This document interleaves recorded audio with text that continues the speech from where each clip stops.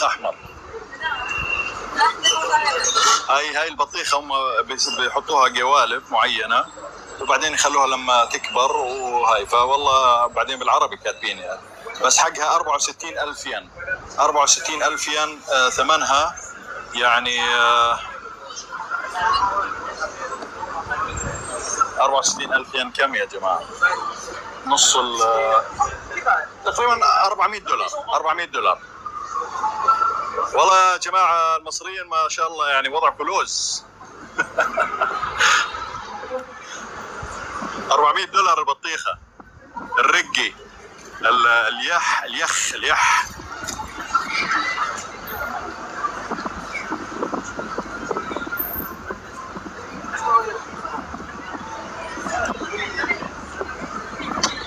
لا هو هذا سعر، هذا يعني خلينا نقول هذول المنتجات معدله شوي، تحسها معدله وراثيا يعني، فهي غاليه، هي بطبيعتها غاليه، مش البطيخ اللي راح تاكله بهالسعر هذا. هو طبعا كمان مش رخيص يعني البطيخ. وانا يعني انا باخذ لي علبه هالقدي تقريبا جزء 4 دولارات 5 دولارات هالقدي، علبه مقطع فيها هالقدي والله.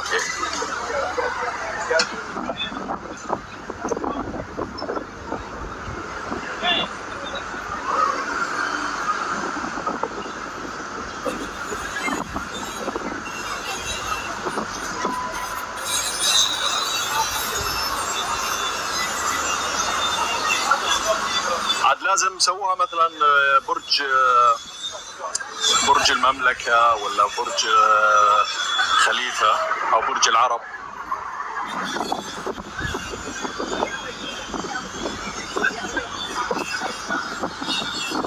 ليش تعمل جلسات تصوير على هذا الجمال؟ نعمل لكم حركات.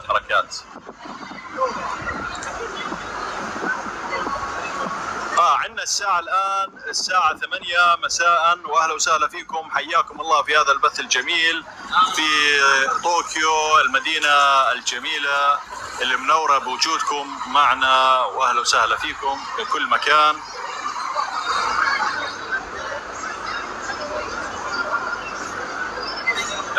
عمليات التجميل موجود باليابان، لكن اليابان مش كثير، مش منتشرة. بكوريا عمليات التجميل، السبب بكوريا انه صارت عندهم عاده، يعني كوريا اصلا الطالب او البنت او هديه التخرج من الثانويه العامه تقول لها امها تعالي والله انت تخرجتي ما شاء الله عليك شاطره، يلا خلينا نعمل لك عمليه تجميل.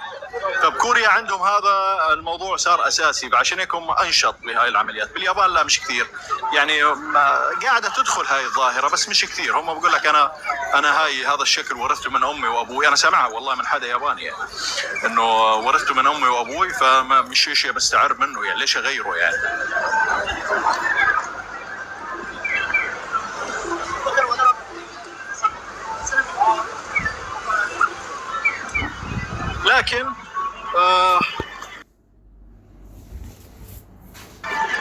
لكن كله بتغير يعني.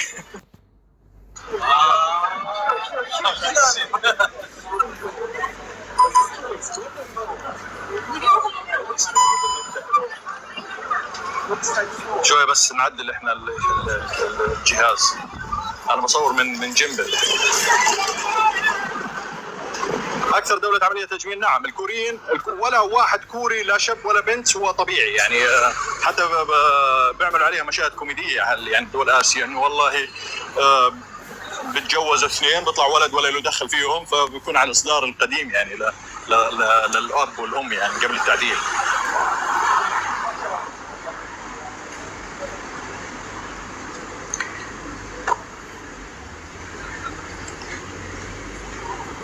يعني حتى انا شفت مقاطع كوميديه باليابان على هاي القصه يعني بالنسبه للكوريين يعني بيعلقوا عليهم يعني، لكن ما بقول لك انه لا موجوده، بلشت تنتشر هاي الظاهره يعني.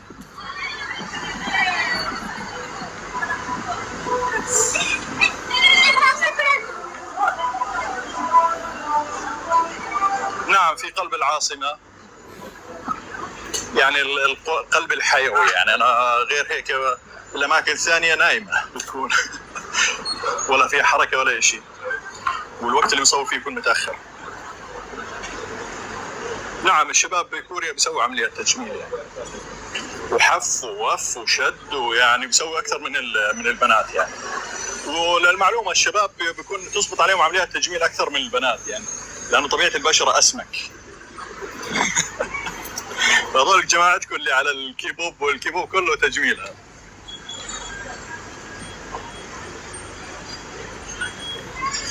الطبيعه هنا جميله جدا يعني فوق ما تخيل. يعني اغلب الناس يجوز ما بتتخيل اليابان بالطبيعه، او ما بيعرفوا انه شو طبيعه اليابان.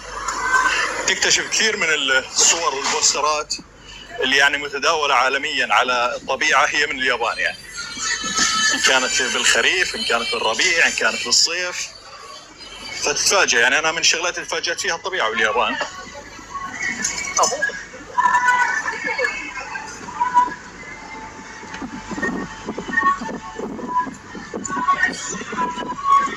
حيوانات بالشارع لا معلم، هنا بيشيلوهن اول باول، بيصفوا اول باول. حيوانات بالشارع قصدك قطط وكلاب؟ لا ما في.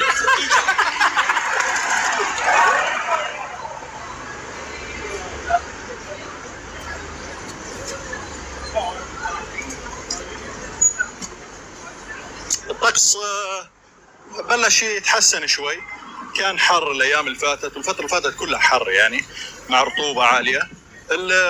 الان شويه كسر شويه الجو، وامطار شويه. مع اليوم مثلا مطر، في هواء، بس في رطوبه. يعني ما زال الجو مش خلينا نحكي مش بارد. تحتاج تشغل مكيف بالليل بس عشان الجو. نعم.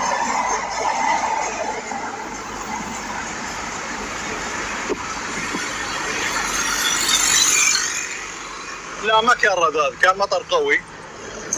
بس انا بقول لكم شغله، مثلا هنا بيكون في منطقه بتلاقي المطر فيها، بتلاقي بالجنوب فيضانات، بالشمال مثلا فيضانات، بالوسط ما في، وكل واحد تحسه عايش لحاله. يعني تشوف الموضوع بالاخبار يعني ما عندهم، يعني هم الدوله هاي تعرضت كثير لعوامل